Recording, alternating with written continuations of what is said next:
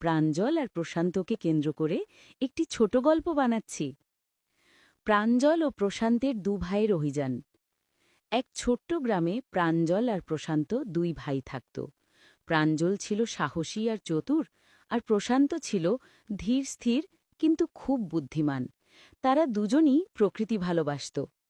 একদিন গ্রামের পাশে একটি ছোট্ট ঝর্ণা থেকে অদ্ভুত শব্দ এলো। গ্রামের লোকেরা বলল, ওখানে কখনো যাওয়ার সাহস কাদের আছে? প্রাঞ্জল চোখ চড়কাইল, আমরা যাব।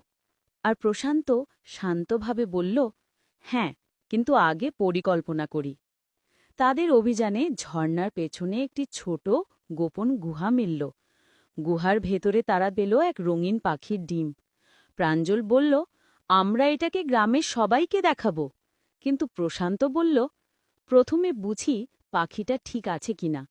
দুই ভাই ধীরে ধীরে ডিমটি সুরক্ষিত রাখল এবং পাখির মা আকাশে উড়ে এসে ডিমটির পাশে এলো। পাখিটিকে নিরাপদ দেখে প্রাঞ্জল আর প্রশান্ত খুব খুশি হল।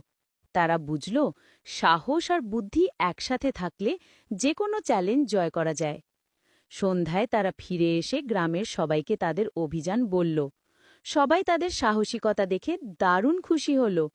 সেই দিন থেকে প্রাঞ্জল আর প্রশান্ত গ্রামে সাহসী ভাই হিসেবে